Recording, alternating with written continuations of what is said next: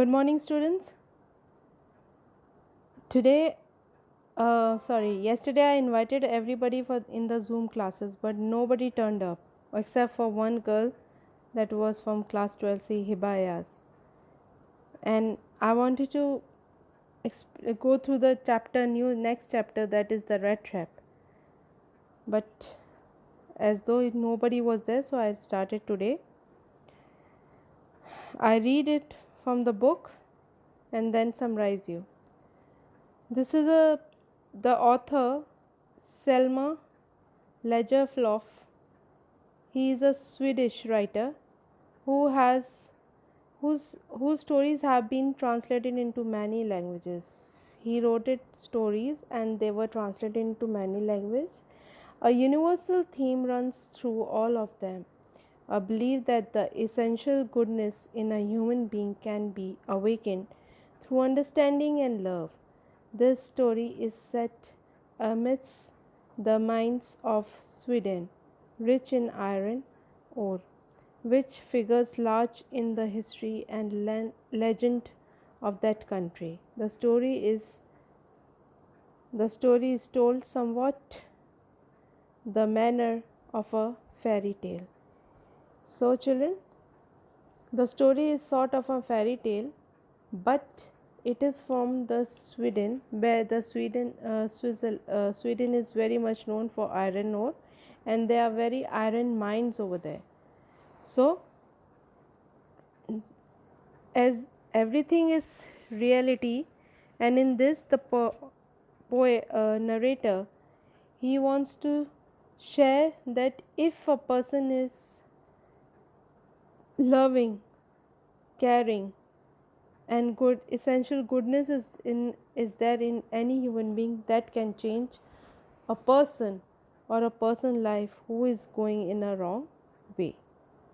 So here is also a story of a man who is sort of a vagabond. Vagabond का मतलब जानते क्या होता है? वो जो आदमी जिसका कोई ठिकाना नहीं होता, कहीं पे भी चल देते हैं, कहीं पे भी रात हो जाती है, रह जाते हैं, कहीं पे भी अपना शेल्टर ले लेते हैं, खाने का पता नहीं होता, बहुत ही गरीबी हालत में होते हैं, बहुत ही गंदे फिल्टी से, सड़क पे कुछ मिल गया उठा के रख लिया.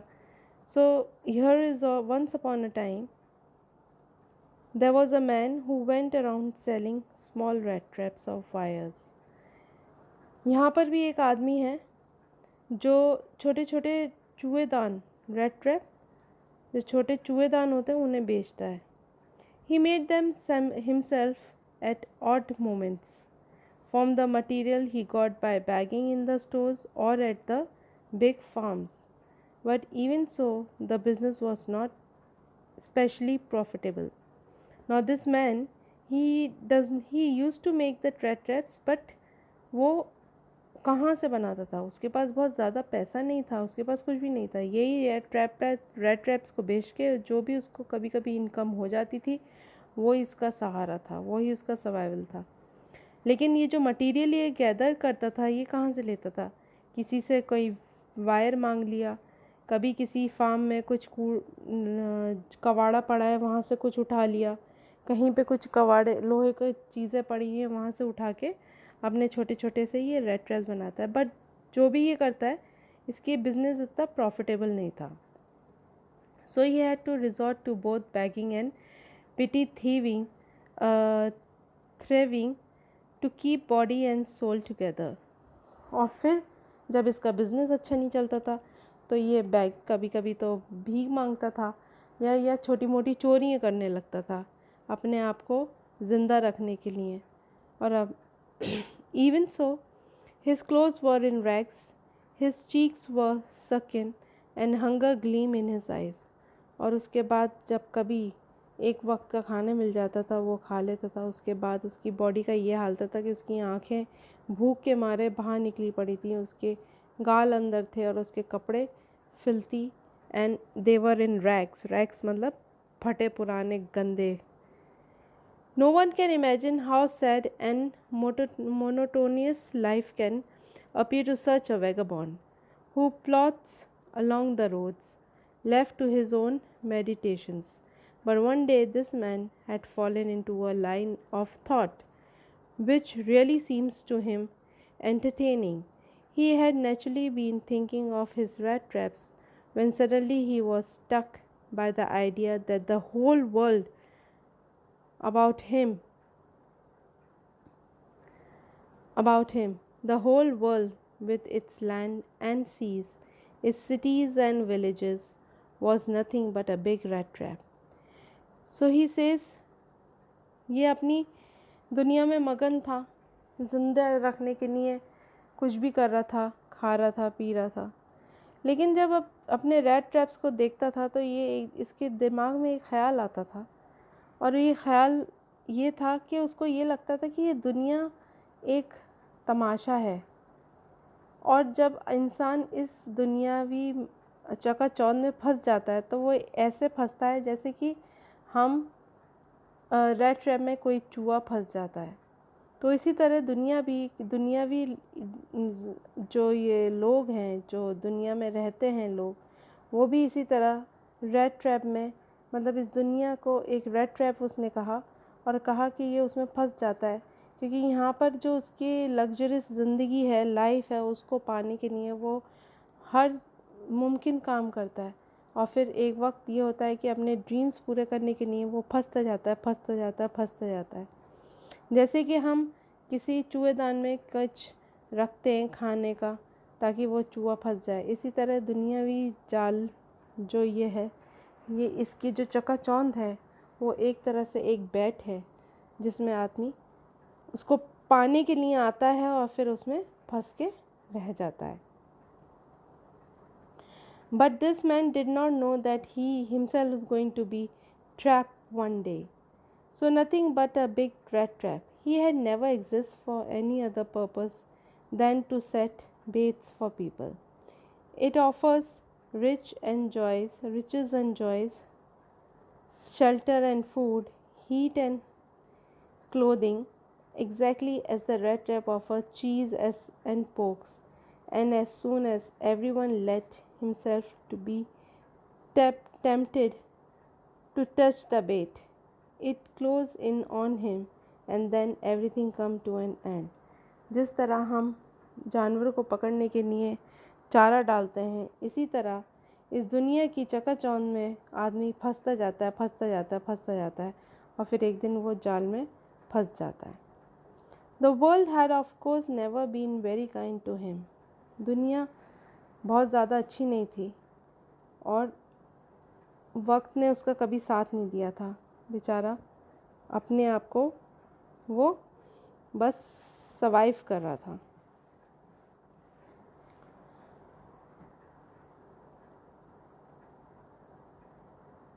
So it gave him unwanted joy to think ill of it in this way. क्योंकि दुनिया ने कभी इसको सपोर्ट नहीं करा, इससे कभी कोई चीज़ मिली नहीं, इसलिए वो बहुत बुरा इस दुनिया के लोगों के बारे में सोच रहा था कि ये यहाँ पर लोग कैसे हैं और उन कैसे कैसे अपने आप को फंसा लेते हैं। उसकी सारी चकाचौंध को देख के, उसके सारी ग्लिटर्स को देख के, जो चमक रहा है, जो चीज़ें चमकती हैं, उनको पाने के लिए वो कैसे एक ट्रैप में फंस जाते हैं। It became a cherished pastime of his during many daring ploggings to think of people he knew who had left themselves be caught in the dangerous snare, and of others who were still circling around the bait. And so he was thinking about the people who are going around, जो already फंस चुके हैं, अब उनके लिए निकलने के लिए कोई रास्ता नहीं है, और कुछ ऐसे हैं जो उसके चारों तरफ घूम रहे हैं उसको वो उसी तरीके से उस सारी चीज़ों को पाने के लिए, और वो अपना शिकार देख रहे हैं कि वो शिकार हमें मिल जाए, लेकिन उनको ये नहीं पता है कि जिस तरह से वो घूम रहे हैं इस दुनिया को देखते हुए, उसकी चकाचौंध को देखते हुए, कहीं वो एक दिन वो खुद भी ना फंस जाएं। One dark evening as he was trotting along the road, he caught sight of a little grey cottage by the roadside, and he knocked on the door to ask shelter for the night. nor was he refused. One day what happened, he was going by the roadside and it was almost dark because it was the um, cold month, December, and Christmas was about to come. So when he one day what happened, when he was going, जब रात हो गई तो उसको एक grey colour का cottage दिखा। उसने वहाँ जाके उसमें नॉक करा और उसने एक रात के लिए वहाँ जो भी आदमी था उस घर में उससे शेल्टर मांग गई। उस आदमी ने उसको मना नहीं करा और उसे शेल्टर दे दिया। Instead of the sour face which ordinarily met him, the owner, who was an old man without wife or children, was happy to get someone to talk to his loneliness. Immediately he put to the porridge pot on the fire and gave tobacco roll that it was enough both for the stranger's pipe and his own. Finally he got out an old pack of cards and played Mojolus with his guest until bedtime. जब उसने उस घर में पहुंचा और knock करा तो वहाँ से उसको जवाब ना का नहीं मिला, बल्कि ये हुआ कि जो ओनर था उसने उसको बुलाया बहुत अच्छी तरह और उसको शेल्टर दिया, क्योंकि बाहर बहुत ठंड हो रही थी और अंधेरा भी था। शेल्टर दिया क्योंकि उस आदमी जो ओनर था उस कॉटेज का वो खुद एक अकेला था। उसकी ना वाइफ थी ना उसके कोई बच्चे थे। And so he felt very happy that he had a company so too जो उसकी जो लोनलीनेस है, जो उसका अकेलापन है, उसको दूर करने के लिए उसके पास कोई एक ऐसा इंसान आया है जो उसकी जो ये एक अकेलापन है उसे दूर करने के लिए। उसने फ़ौरन उस आदमी को अंदर बुलाया, उसको जगह दी और उसने अपने जो पॉरेज का जो पॉट था वो आग पे रखा और खाना बनाना शुरू कर दिया। उसके बाद उसने उसे सिगार भी दी थी। And then afterwards they both had a dinner, they smoke and from somewhere the strangers pipe that owner got some card playing cards लेके आ गए और रात तक सोने तक वो लोग कार्ड्स खेलते रहे और अपने बारे में एक दूसरे को बताते रहे। The old man was just as generous with his confidence as with his porridge and tobacco. वो जो आदमी था, जो कॉटेज का ओनर था, वो बहुत जेनरस आदमी था, बहुत ही जेंटल पर्सन था। जितना ही उसने सच्चाई में उसने उसे खाने को दिया, उसे टोबैको दिया, वैसे ही उसने उतना ही कॉन्फिडेंस उसके अंदर था उसको अपनाने की नहीं कि चलो उसके पास कोई आदमी आया तो जिससे वो अपनी अकेलेपन को दूर करे। The guest was inform at once that his days of prosperity is his host has been a crofter at rams जो iron work and had work on that land. जब वो दोनों रात में बैठे रहे कार्ड खेल रहे थे तो एक दूसरे को अपने बारे में बता रहे थे, तो उसने बताया जो ओनर था कॉटेज का कि एक वक्त मैं बहुत ज़्यादा कामयाब इंसान था। मैं यहाँ के एक आयरन मिल में काम करता था जिसका नाम था राम्स जो, और वहाँ पर मैंने बहुत टाइम तक काम करा। Now that he was no longer able to do day labour, it was his cow which supported him. फिर उसने बोला कि मैं वहाँ से रिटायर हो गया क्योंकि मेरे पास अब इतना हिम्मत नहीं थी कि मैं दिन में भी काम करूँ और रात में भी काम करूँ, तो मैंने वहाँ से रिटायरमेंट ले ली उस आयरन मिल वर्क में से, और अब मैंने एक गाय है उसको पालता हूँ, उसका दूध बेचता हूँ और उससे अपनी ज़िंदगी को सपोर्ट करता हूँ। Yes, that bossy was extraordinary. She could give me milk for the creamy every day, and last month he had received all of 30 crowns in payment. And so that man, that crofter का मतलब होता है कि वो आदमी जो rent पे थोड़ी सी लैंड लेता है फिर वहाँ पर अपना कुछ काम करता है या कुछ सब्ज़ी उगाता है या फार्म डेयरी फार्म चलाता है जहाँ से उसको कुछ इनकम हो। तो वो जो क्रॉफ्टर था उसने अपने बारे में सब बताया है कि एक वक्त में मैं एक आयरन वर्क में काम करता था और मैं बहुत अच्छा कमाता था, लेकिन अब मैंने वहाँ से रिटायरमेंट ले ली और अब मैं एक भैंस को पालता हूँ, गाय को पालता हूँ। उसका दूध जो है बहुत क्रीमी है, बहुत अच्छा है। और महीने के आखिर में मुझे इस बार 30 केरॉन्स मिले। केरॉन्स इज़ द स्वीडन की करेंसी को कहा है, तो वो मेरे को मिले। मैंने अपने प्रॉफिट बनाया और ये मेरा कुछ पैसे हैं। और वो जो ओनर था, जो क्रॉफ्टर था, उसने अपने पैसा, अपनी हर बात, हर चीज़ शेयर कर दी उस वेगाबॉन्ड को। The stranger must have seemed incredulous, for the old man got up and went to the window, took down a leather pouch which hung on a nail in the very window frame, and picked out 3 bills. These he held up before his eyes of his guest, nodding knowingly, and then stuffed them back into the pouch. और फिर उस आदमी ने, crofter ने,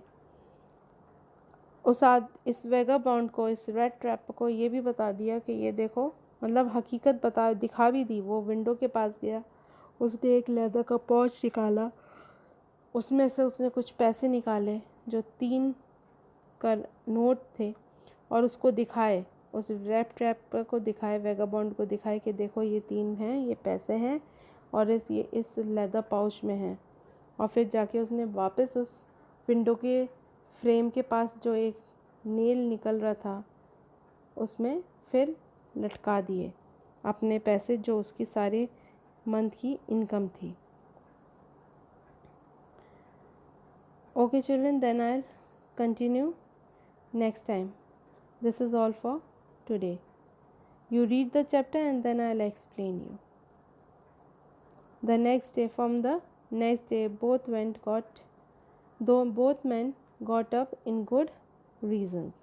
और फिर उस रात को वो दोनों बहुत अच्छी तरह से उन्होंने खाया, स्मोक करा, कार्ड खेले, एक दूसरे ने अपने बारे में बताया। जो क्रॉफ्टर था, उस घर का, जो उस कॉटेज का ओनर था, उसने अपने जॉब के बारे में और अब वो क्या कर रहा है और इतने कितना प्रॉफिट कमाया, वो सब चीज़ों के बारे में उसको बताया। Because he was all alone and he need a company, and suddenly he got a man who was also all alone, who had nobody. And so the crofter thought that now I can share my loneliness with this stranger. Okay, thank you.